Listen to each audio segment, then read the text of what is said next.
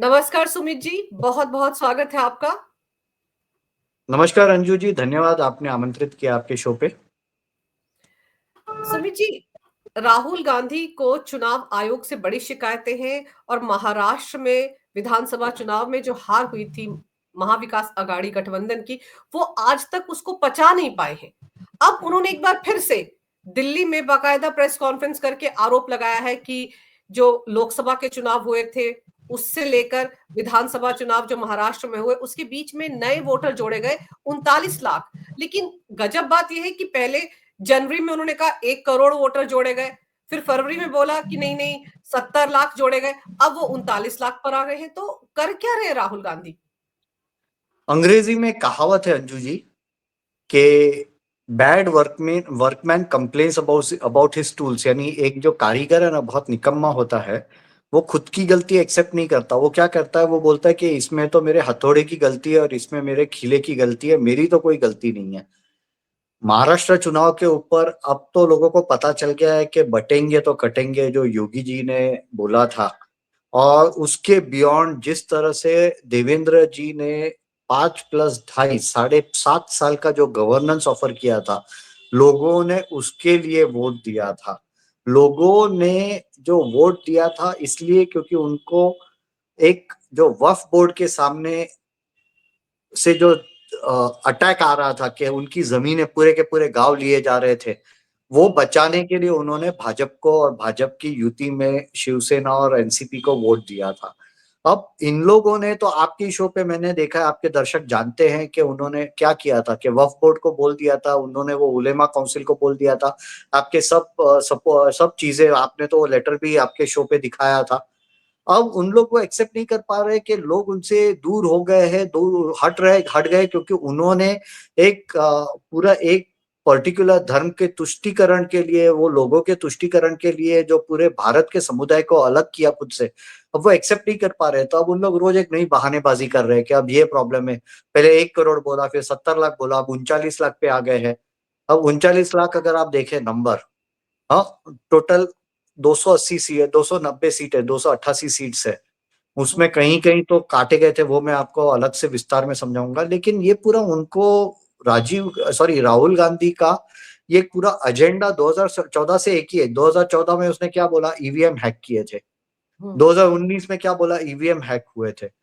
अभी उन लोग बोल रहे हैं अब ईवीएम का बहाना नहीं दे सकते, तो ये नया बहाना कर रहे हैं क्योंकि ईवीएम के लिए उनको बुलाया गया था, बोला था आ जाओ आ जाओ, ये प्रूव करके दिखाओ है क्या, सुप्रीम कोर्ट ने बोला, तब तो कोई मुंह नहीं दिखाया। तो अब उन लोग रोज नई कहानियां बना रहे। इनका इसका इंटेंशन क्या है, इसका मकसद क्या है कि लोगों के मन में एक संशय डाल दो कि ये पूरी जो चुनाव प्रक्रिया है, ये जो पूरा चुनाव आयोग का एक पूरा जो संवैधानिक कॉन्स्टिट्यूशनल संस्था है वो। अथॉरिटी है, ये पूरी कॉम्प्रोमाइज्ड है। उसके ऊपर मन में एक शक डाल दो और बाद में लोगों को रिवोल्यूशन के लिए उकसाओ। ये उनका इंटेंशन है। और ये जो 39 लाख का नंबर, अब ये नंबर बढ़ेगा, ये तो शेयर बाजार जैसा लग रहा है। आज बढ़ेगा, कल सुबह वापस राहुल गांधी को फितूर आया तो बोलेगा 150 करोड़ लोग बढ़ गए। तो वो राहुल गांधी तो भाई महात्मा है, वो कुछ भी बोल सकते हैं। उसकी तो हम बातें कर ही नहीं सकते। Export escape value of Jupiter भी वो बोल देते हैं। तो ये मूर्खता की बातें हैं। और मुझे ये लग रहा है कि सबसे बड़ी बात है कि वोटर तो ऐड होने ही वाले हैं।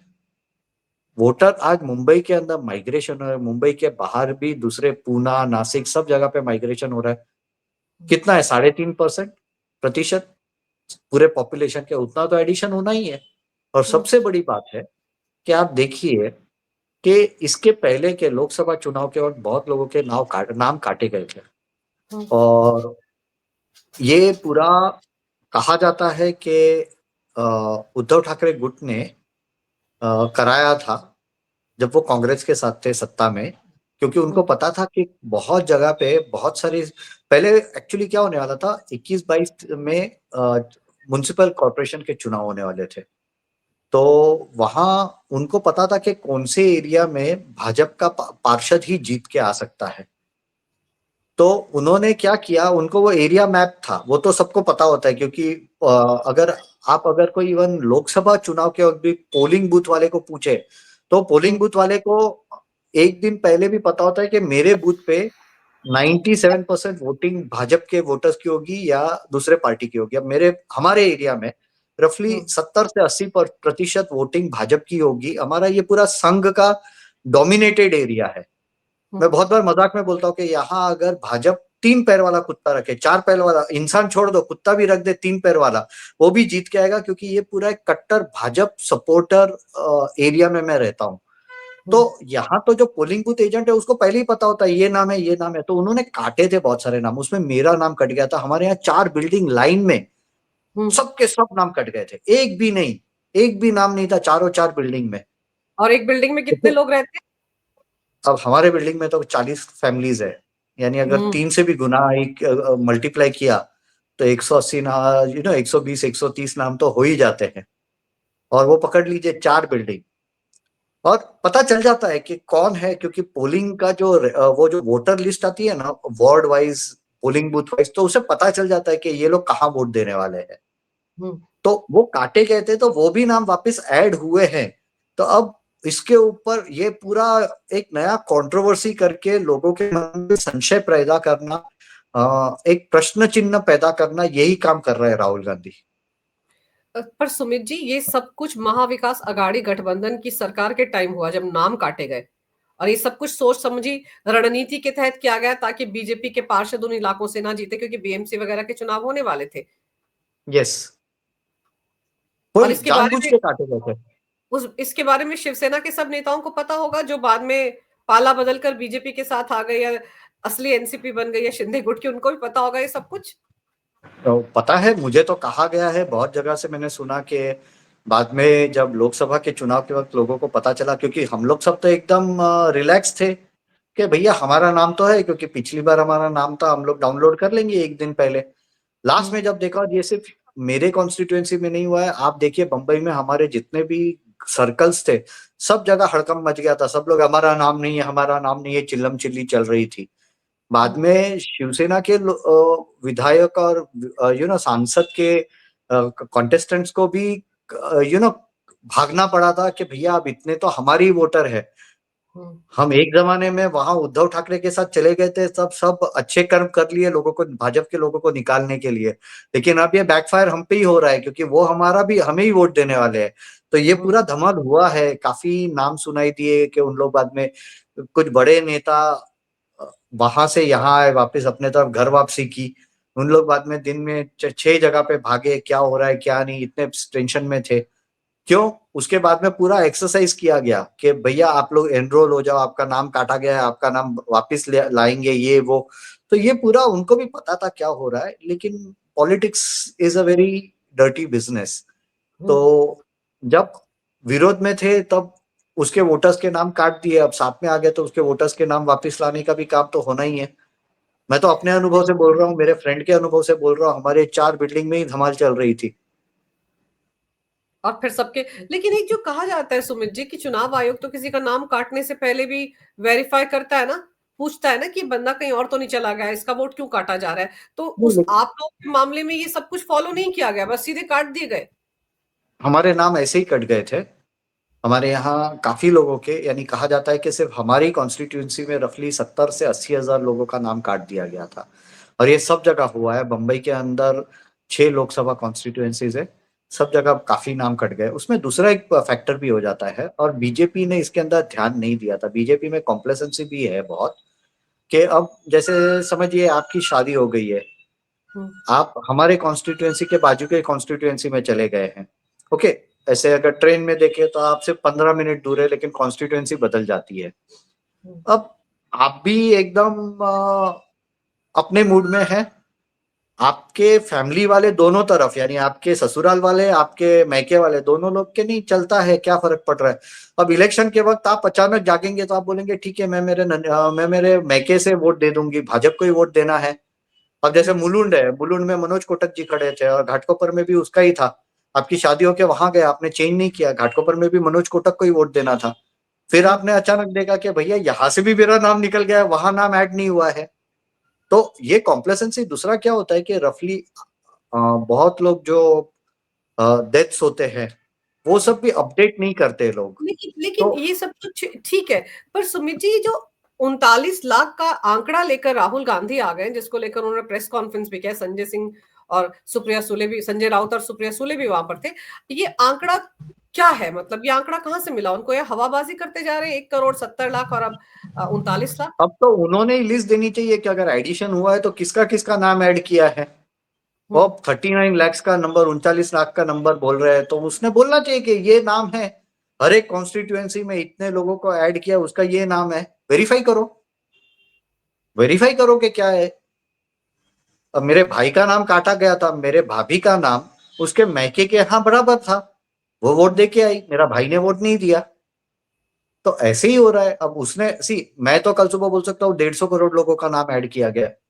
पहले आप डेटा दो, आप उसका वोटर आईडी नंबर दो, आप उसके आइडेंटिटी का डिटेल्स दो। ऐसे तो मैं भी खड़ा होकर बोलूंगा कि भाजपा ने 50 लाख लोगों का नाम ऐड किया है। ऑडिट कौन करेगा? आप ऐसे आक्षेप डालना इस तरह से, लूज कैनन कहते हैं अंग्रेजी में, यानी कुछ भी हम्म। अनाप शनाप बोलते रहना, इसके बेसिस पे ये बहुत ही जुवेनिल यानी बचकानी सी हरकत है ये। इसके ऊपर क्या कर सकते हैं? पर आपको याद होगा कि हमने उस वक्त भी चुनाव के दौरान बात की थी, और तब ये कहा जा रहा था कि अकेले मुंबई में ही 5 से 6 लाख नए वोटर ऐड किए, बल्कि शायद 9 लाख नए वोटर ऐड किए गए थे। और तब ये कहा जा रहा था मुस्लिम बहुल इलाकों में वो वोट ऐड किए गए हैं, तो जाहिर सी बात है घुसपैठे और रोहिंग्या के वोट बनाए गए थे। तब तो ये बातें उठ रही थी, और ये भी एक, मतलब सबको पता है कि किस तरीके से मुस्लिम समुदाय के लोग ज्यादा से ज्यादा नाम वोटर लिस्ट में जुड़वाने का काम करते हैं। वो पूरे 5 साल मशक्कत करते हैं। शायद दूसरी देखिए, पार्टियां भूल जाए, लेकिन जो मुस्लिम तुष्टिकरण की राजनीति करते हैं वो तो नाम जुड़वाने में लगे रहते हैं पूरे साल। एग्जैक्टली और उसमें आप दूसरी चीज देखिए, अभी जिस तरह से डिटेल्स किरीट भाई सोमैया ने पूरा एक्सपोजे किया, और उसके अंदर I am forgetting the name of the place, I hmm. Think Nashik या मालेगांव या उस तरफ में, दो इवन पटवारी को नौकरी से निकाल दिया गया क्योंकि 3700 जैसे बर्थ सर्टिफिकेट्स इश्यू हुए हैं एक ही एरिया से। ओके, और बाद में उन्होंने पूरा, किरीट भाई ने बहुत बड़ा एक्सपोजे किया है कि इतने लोगों बर्थ सर्टिफिकेट इश्यू हो रहे हैं पूरे। यानी उन लोग का द थिंग इज, कभी कभी हम लोगों ने ये अल्पसंख्यक जो समाज है इसको हम लोग ने बहुत तारीफ करनी चाहिए कि उन लोग स्ट्रक्चर्ड है, उन लोग बहुत ऑर्गेनाइज्ड है। हाँ, उन लोग बर्थ सर्टिफिकेट से लेके बराबर जैसे ही 18 साल के हो जाए तो उसका नाम ऐड हो जाता है, यहाँ से वहां शिफ्ट हो तो फटाक से उनका काम हो जाता है, उनके जो धर्म स्थल है, हाँ, जो पूजा के स्थल है वो भी इसमें इन्वॉल्व होते हैं, सबके नाम बराबर अपडेटेड रहे। ओके, ये सब काम बहुत अच्छे से करते हैं। तो उनके यहाँ और कितने नाम ऐड हुए, मुंबई में बांग्लादेशी कितने ऐड हुए हैं। हम्म। और वो जब तक आएंगे, अगर इन लोग जीते होते हैं ना, और 1.5 करोड़ या 15 करोड़ भी ऐड हो गए तो इनको तकलीफ नहीं होती। वो बिल्कुल। तो प्रूव हुआ है, 180 एनजीओ का, आपके साथ ही मेरी चर्चा हुई थी, 180 एनजीओ के को तो सिर्फ इसके वोटर लिस्ट बढ़ाने के लिए रखा गया था। तो पहले तो उसने बोलना चाहिए वो जो 40 लाख 39 लाख लोग हैं उसमें से कितने आपके वोटर थे। कौन, शायद आप ही बता रहे थे जब हम चर्चा कर रहे थे कि नागपुर में कहीं तो भी जीते थे, वहां 22,000 नाम ऐड हुए, अट्ठाईस हजार मेरे पास एक आंकड़ा है, मैं आपको बताती हूँ कि बीड़ में इन्होंने आरोप लगाया कि बीड़ में बीजेपी ने अपने लोगों के नाम वोटर लिस्ट में डाले। तो आंकड़ा ये कहता है कि बीड़ में 19,312 नए वोटर डाले, ऐड किए गए थे वोटर लिस्ट में। और यहाँ पर एनसीपी जीती थी 5,324 वोटों से। तो ये तो बीजेपी का हाँ, वोटिंग नहीं हुआ ना।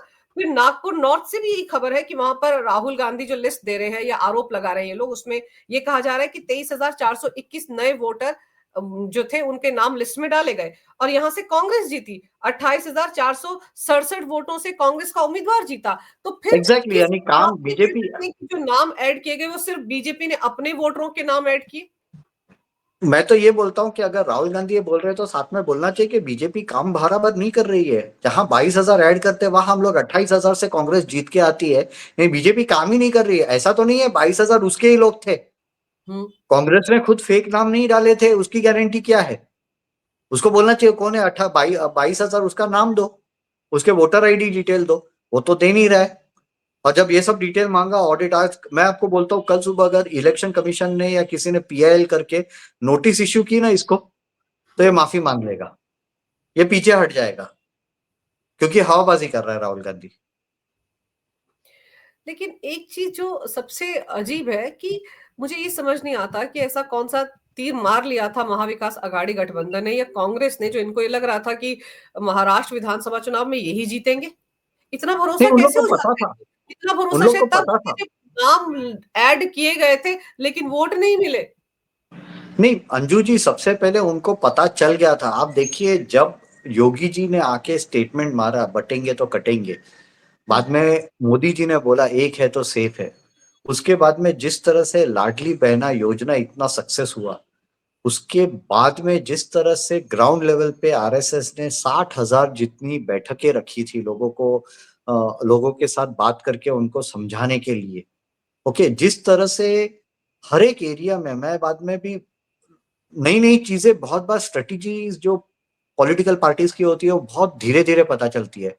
उन लोग ने वारकरियों के साथ भी लोग भेजे थे जो कथावाचक थे, उन्होंने वहां जाके भी एक वारी करके होती है, तीर्थ यात्रा, लोग चल के पंढरपुर तक जाते हैं।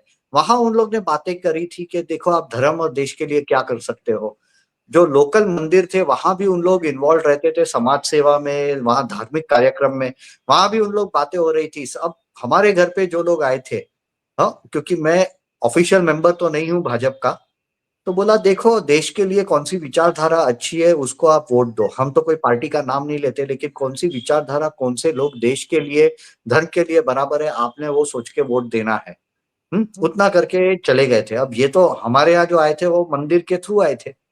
तो ये जो काम इतना हेवी लेवल पे था, उसके सामने कांग्रेस में क्या था, वो टॉर्टोइज एंड हेयर, वो कछुआ और रैबिट का जो कहानी होता है ना, कि उन लोग जीत गए तो उनको लगा हाँ कुछ नहीं, अब तो हम लोग जीतने वाले हैं, और सब आलसी होके बैठ गए। और उसके ऊपर से उन लोग ने दूसरे धर्म के लोगों की तुष्टिकरण में ओपनली आ गए। क्योंकि और सी सबसे बड़ी चीज है, उसके बाद में जो इवेंट्स हुए उससे लोगों में भी डर बैठ गया था कि कांग्रेस पे विश्वास कैसे कर सकते हैं। लोगों ने शायद बीजेपी को सबक सिखाने के लिए लोकसभा चुनाव के वक्त उसको वोट नहीं दिया, लेकिन उनको पता चल गया कि भैया खुद की पैर पे कुल्हाड़ी मारी है, तो बाद में उन लोग वापस इधर ही आ गए। और काम ग्राउंड लेवल पे बहुत हेवी काम हुआ है। तो अब उन लोग एक्सेप्ट नहीं कर पा रहे कि हमारी वीकनेस थी, हम लोग ने जो तुष्टीकरण किया उसके कारण लोग हमसे दूर हो गए हैं, तो क्या करेंगे। तो जबकि आपको याद होना चाहिए या दर्शकों को याद होगा कि एके एंटनी कमेटी जो बनी थी 2014 के लोकसभा चुनाव के बाद, कांग्रेस ने मंथन के लिए बनाई थी ना, आत्मचिंतन के लिए। उसने क्या कहा था अपनी रिपोर्ट में कि जो मुस्लिम तुष्टिकरण की राजनीति है उसी से मैसेज गया हिंदुओं के बीच में, इसीलिए उन्होंने कांग्रेस को वोट नहीं किया। तो कांग्रेस पर ठप्पा लग चुका है कि वो मुसलमानों की पार्टी है। लेकिन एक चीज और है, अभी राहुल गांधी ने तो ये प्रेस कॉन्फ्रेंस की शुक्रवार को, लेकिन एक दिन पहले आप देखिए मिल्कीपुर चुनाव को लेकर अखिलेश यादव ने किस तरह की टीका टिप्पणियां चुनाव आयोग को लेकर की, कि मर चुका है चुनाव आयोग, कफन चढ़ा देना चाहिए, उसके ऊपर सफेद कपड़ा डाल देना चाहिए। आप सोचिए जब इस तरह की बातें ये नेता करते हैं, तो कहीं ना कहीं लोगों के बीच में कोई ना कोई मैसेज देने की कोशिश तो करते हैं कि ये संवैधानिक संस्था है लेकिन कॉम्प्रोमाइज है। ये पूरा लेनिनिस्ट मेथड है। लेनिन ने 1917 में यही किया था जब वो इलेक्शंस हारे थे। 26% वोट मिले थे बोल्शेविक पार्टी को, मेंशेविक्स को लफली 42% वोट मिले थे।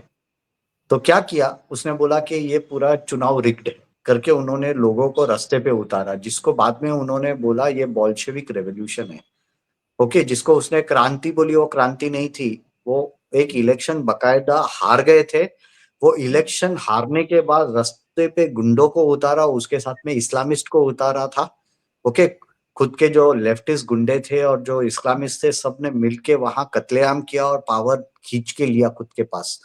ये उन लोग सेम चीज करने की कोशिश कर रहे। एक तो लॉ एंड ऑर्डर अच्छा है, दूसरा रास्ते पे उतरने वाले उनके खुद के गुंडे भी कम है, तो उसके कारण ये नहीं हो पा रहा है। अब आप देखिए, आपके ही दिल्ली में केजरीवाल ने क्या किया, लेटर लिखा है चुनाव आयोग को कि लोगों को घर से लेके आने के लिए एक समुदाय के लोगों को घर से लेके आने और वापस ड्रॉप करने का काम चुनाव आयोग करे, उसका आइडेंटिटी कार्ड चेक ना करे। हम्म। अरे भैया, उसके बदले तो चुनाव आयोग को बोलो आप वोटर मशीन लेके एक एक घर में जाओ, या हमें दे दो, हम वहां पंच करा के लेके आएंगे।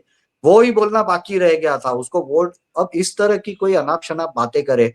अगर यही समझिए बीजेपी ने लिखा होता कि हिंदुओं के घर पे से उठाने, लोगों को ले आने ले जाने के लिए रिक्शा का प्रबंध या ट्रांसपोर्ट का प्रबंध करे, उनके आईडी कार्ड्स ना देखा जाए, अगर सब औरतों को बोला जाए कि आप घूंघट लगा के जाओ और आपका चेहरा कोई नहीं देखेगा, अंदर पता नहीं कि सुमित है या अंजू जी है, हाँ, हुँ। साड़ी पहन के सब जाके बटन दबा के आएंगे तो फिर क्या चलेगा। अब वो कल सुबह बोले कि यहाँ भी 50 लाख नाम ऐड कर दिए गए थे, तो वो तो बकवास है ना।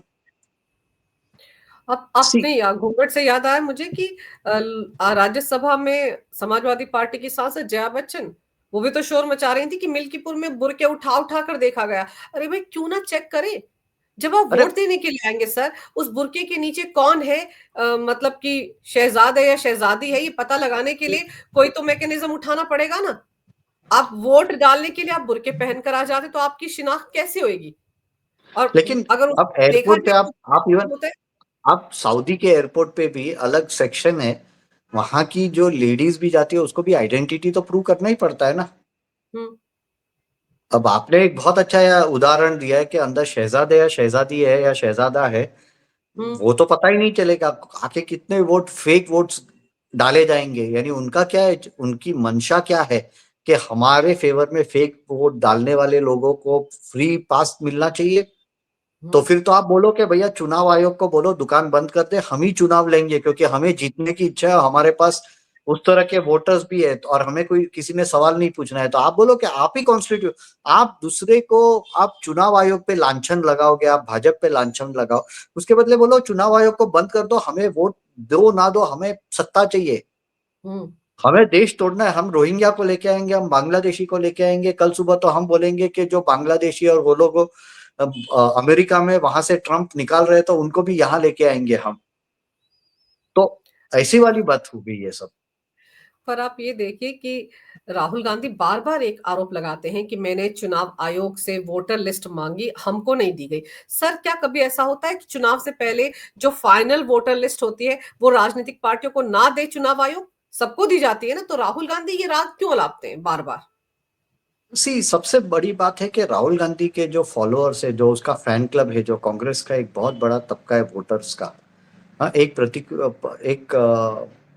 पर्टिकुलर समुदाय को छोड़ के उसमें मूर्खता भी भरी हुई है। उन लोग ने सिंपल राहुल गांधी को, उसकी सपोर्टर्स ने बोलना चाहिए कि अगर आपको वोटर्स लिस्ट नहीं दी गई थी तो आपने कौन से बेसिस पे वो चिट्ठियां काट के सब जगह बांटी थी। हम्म। और वो तो शिवसेना ने भी बांटी है, यानी उबाठा फैक्शन ने, उद्धव बाला साहेब ठाकरे फैक्शन ने बांटी है, शरद पवार ने बांटा है, कांग्रेस ने बांटा है। उसके खुद का चिन्ह होता है, कैंडिडेट का नाम होता है, प्रत्याशी का नाम होता है, नीचे आईडी कार्ड नंबर होता है आदमी का, उसका एड्रेस रहता है, सब कुछ होता है। वो लेके तो लोग वहां जाते हैं कि भैया ये मेरा आइडेंटिटी है। हाँ, और वो पास करा के आगे जाके उन लोग वोट देते हैं। तो वो अगर ये उसके पास वो लिस्ट नहीं आई थी तो ये कैसे उन्होंने डिस्ट्रीब्यूट किया था। अब मेरे ही रिलेटिव्स है, उसके घर पे भाजपा का भी आया था, शिवसेना का भी आया था, दोनों ने दिया था। भले वो लोग वोट किसको दिया है हमें पता नहीं है, लेकिन दोनों पार्टीज ने उसको भेजा था। तो क्या शिवसेना को नहीं मिला था? शिवसेना को मिला मिला था ना वोटर लिस्ट, तभी तो उन्होंने ये किया था। बिल्कुल। तो ये राहुल देखिए। गांधी कैसी बकवास कर रहे हैं। और मुझे ये लगता है ऐसी जब वो बकवास करते हो, कांग्रेस के जो नेता है वो भी मूर्खता दिखा रहे हैं कि ऐसी बकवास वो अलाउ कर रहे हैं।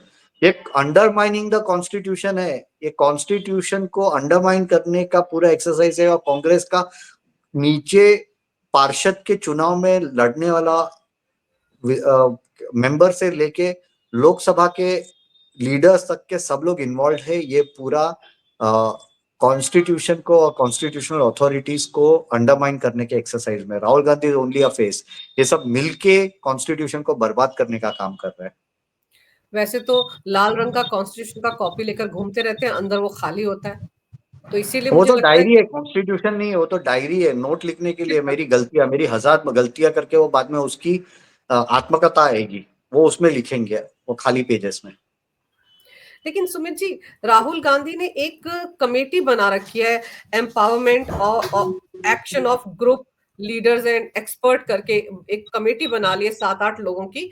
उसको आप कैसे देखते हैं? क्योंकि वो जो कमेटी है, कहा जा रहा है कि वो कमेटी जो है चुनाव आयोग पर नजर रखेगी, चुनाव आयोग जो काम करता है उस पर नजर रखेगी। तो क्या ये जो आंकड़ा दिया गया है राहुल गांधी को, क्या ये माना जाए कि ये उसी कमेटी ने थमा दिया उनको आंकड़ा?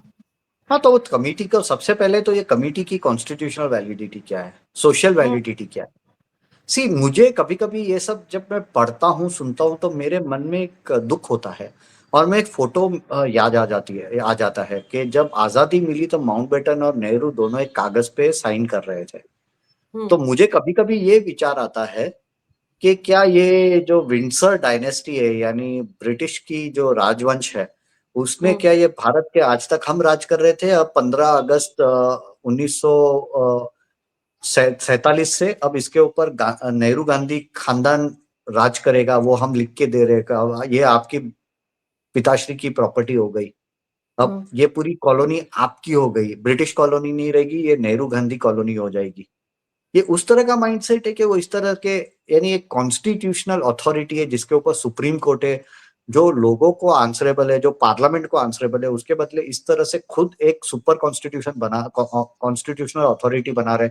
अगर आप इसका पैरेलल देखें तो हुँ, ये this is like the national advisory council, जिसमें Sonia Gandhi unconstitutional prime minister बन के बैठ गई थी, और जो कॉन्स्टिट्यूशनल प्राइम मिनिस्टर था उसको बेचारे को पप्पू बना के छोड़ दिया था कि बिल्कुल। वो बेचारा कुछ नहीं कर पा रहा था। राहुल गांधी जाके विधायक पूरा ऑर्डिनेंस फाड़ के रख देता है जो गवर्नमेंट ने पास किया है, यानी हुँ, उसके प्राइम मिनिस्टर की वैल्यू नहीं रखी थी। यानी ये लोग खुद को देश, कॉन्स्टिट्यूशन, पार्लियामेंट, उससे सबसे अपने ऊपर। आप को उन लोग अपने आप को ऊपर रख के खुद के नीचे पप्पुओं की कमेटी बना रहे हैं कि जो अब ये हम लोग ने इसको बोला है तो ये अब इलेक्शन कमीशन से बड़ा हो गया। ये क्या बकवास है? हुँ, और उसमें फिर एक आपको नाम कौन है, एक नाम है, मैं आपको उसकी हिस्ट्री देता हूँ। वो तो लाल चड्डी के साथ कोर्ट में फोटो में दिखाई दिए थे, और बाद में उसको तो जजेस ने भी फटकार लगाई थी, उसके सामने केस भी हुआ था। तो वो केस के बारे में आपके चैनल पे बोलना गलत रहेगा, लेकिन यानी गंदे काम करते हुए पकड़े गए थे, एलिगेशंस हुँ, हुए थे, वीडियो वायरल हुए थे। तो ऐसे लोगों को रख के बाद में वो क्या करना दिखाना चाहते हैं कि वो देश के ऊपर है, नेहरू गांधी परिवार देश का मालिक है। ये हो जाता है क्योंकि आज 4 पीढ़ियों से उन लोग ने राज किया, तब उन लोग को लगता है कि ये देश तो पूरा ये प्रजा नहीं है, ये तो गुलाम है, हम ही राजा है। उसके भाषा देखिए, मल्लिकार्जुन खड़गे को नाम से बुलाता है मल्लिकार्जुन। ये कौन सी सभ्यता है? ये दिखाता है कि उसकी मानसिकता क्या है। उसकी मानसिकता एक ही है कि मैं तो राजा हूं भैया, ये सब मेरे गुलाम है। ये वाली मेंटालिटी के साथ वो ऐसी कमेटी बनाता है, शर्म आनी चाहिए। अब मैं बोलता हूँ कि एज अ भारतीय मुझे भी शर्म आ रही है कि इस तरह के लोग ये देश के ऊपर बोझ बने हुए हैं। ये मेरे और आपके लिए भी शर्म करने वाली बात है, अपने आपके दर्शकों के लिए, कि किस तरह के लोग ये देश में है। बिल्कुल। और आपको याद दिला दूँ कि वो जो सोनिया गांधी ने नेशनल एडवाइजरी कमेटी बनाई थी, उसमें तो याद कीजिए तीस्ता सीतलवाड़ भी थी, हर्षमंदर यस। टाइप लोग उसमें थे। और सारे के सारे फैसले वो लेते थे, वो फैसले मनमोहन सिंह पर थोपे जाते थे। और अब राहुल गांधी, उनको अचानक से लगने लगा है कि वो पीओए लीडर ऑफ ऑपोजिशन क्या बन गए हैं। उनके वो तो शायद अपने आप को प्राइम प्राइम मिनिस्टर ही समझने लगे हैं कि एक कमेटी बना दी और ये कमेटी इनको रिपोर्ट करेगी, राहुल गांधी को रिपोर्ट करेगी। और इस कमेटी में हाँ, इनके सारे चमचे अभिषेक मनु सिंघवी से लेकर सबके सब उसके अंदर भरे पड़े हैं। कौन लोग हैं, कैसी अथॉरिटी बन गई, इसको तो चैलेंज किया जा सकता है सीधे सीधे सुप्रीम कोर्ट में, या चुनाव आयोग को एक्शन लेना चाहिए इस बारे में। इसके ऊपर तो या तो चुनाव आयोग ने एक्शन लेना चाहिए और बोलना चाहिए कि आप नोटिस दीजिए, नोटिस इश्यू करनी चाहिए कि आप मुझे नाम कॉन्स्टिट्यूएंसी वाइज दीजिए, और वो नहीं है वोटर, वो फेक नेम है, वो भी प्रूव करने की जिम्मेदारी इसकी होनी चाहिए। अगर मैं आपके ऊपर कोई आक्षेप लगाता हूं तो मेरी जिम्मेदारी बनती है कि मैं प्रूव करूं कि अंजू जी ने ये गलत किया है। मैं हम्म। हवाबाजी करूं, मैं बातें करूं, बाद में अंजू जी बोले नहीं नहीं मैंने कुछ नहीं, अंजू जी ने तो बता पूछना चाहिए कि सुमित जी आप अगर मेरे ऊपर ये लांछन लगा रहे हैं तो आपके पास क्या एविडेंस है, आप प्रूव करके दिखाइए। ये तो क्रिमिनल डिफेमेशन है, ये क्रिमिनल डिफेमेशन है, ये देश के अगेंस्ट में द्रोह है। तो आपको लगता है कि राहुल गांधी के जो बदलते हुए आंकड़े हैं, हर बार महाराष्ट्र पर जाकर फंस जाते हैं, हो सकता है थोड़े दिनों बाद वो हरियाणा को लेकर भी इस तरह के आरोप लगाएं, लेकिन हिमाचल पर कुछ नहीं बोलेंगे, तेलंगाना पर कुछ नहीं बोलेंगे, अ, पहले उनका झारखंड क्या पर था, कुछ नहीं पहले बोलेंगे। पहले आप देखिए अंजू जी, वो ईवीएम हैक होने की बातें करते थे। अब तब उमर अब्दुल्ला ने भी बोला जो जगह पे आप, जहां इलेक्शन आप जीतते हो, चुनाव जीत जाते हो, वहां तो हम्म, ये ईवीएम बराबर होता है, जहां चुनाव हार जाते हो वहां ईवीएम का, यानी ये कैसा हो गया कि पेपर में बराबर नहीं दे पाया हो तो मैं क्या बोलूंगा, जो टीचर थे जो पेपर चेक कर रहे थे वो गलत थे। तो बेटा हम्म, तूने जहां पेपर में तू 35 मार्क लेके आया, 40 मार्क ही लेके आया, 100 में से ज्यादा बड़े मार्क्स नहीं लाया, वहां तू हम्म, किसको बेनिफिट देगा? वो सेम टीचर ही चेक कर रहा था ना। बिल्कुल। ये बचका नहीं, यानी ये राहुल गांधी अभी भी 12-13 साल के बच्चे की तरह बिहेव कर रहा है। ये 53-54 वर्ष के जो बोलते हैं ना मैच्योर्ड पुरुष की तरह हुँ। बिहेव नहीं कर रहा है, ये बचकानी हरकतें कर रहा है। पहले ईवीएम हैक हुआ, अब लोग ऐड हुए, कल सुबह बोलेगा कि एक आदमी ने 4 बार वोट दिया है, बीजेपी ने 4 बार एक ही आदमी से वोट डलवाया। यानी कुछ भी लांछन लगा सकता है, कुछ भी बोल सकता है, अनाप शनाप बातें करते रहता है। क्या बोले आप इसको? सर, अनाप-शनाप आरोप लगाता है तो इसलिए नकेल कसना ज़रूरी है और ये काम चुनाव आयोग की तरफ से हो सकता है या फिर सुप्रीम कोर्ट संज्ञान लेकर इस मामले में कोई कदम उठा सकता है। और मुझे तो ऐसा सुप्रीम लग रहा कोर्ट है तो कि कोई संज्ञान नहीं लेगा। चुनाव आयोग को सुप्रीम ही कोर्ट सीधे-सीधे सवाल करना चाहिए राहुल गांधी से। हालाँकि चुनाव आयोग की तरफ से कहा गया है कि वो सिलसिलेवार तरीके से लिखित में राहुल गांधी की हर एक क्वेरी का जवाब देंगे और वो ऐसे ही जवाब देते हैं सर। वो राहुल गांधी की तरह मतलब उछल-उछल कर थोड़ी बात करते हैं। एक संवैधानिक संस्था है, बहुत ही ज़िम्मेदार लोग वहाँ पर बैठे हुए हैं। वो तो टाइम आने पर करीने से ही समझाएँगे ना इनको सब कुछ। ये बहुत गलत हो रहा है, क्योंकि इसमें हमारे जो पूरी कॉन्स्टिट्यूशन को जिस तरह से एक इनोसेंट बंदा होगा जिसको पता नहीं होता है कि देश कैसे चलता है, चुनाव कैसे होते हैं।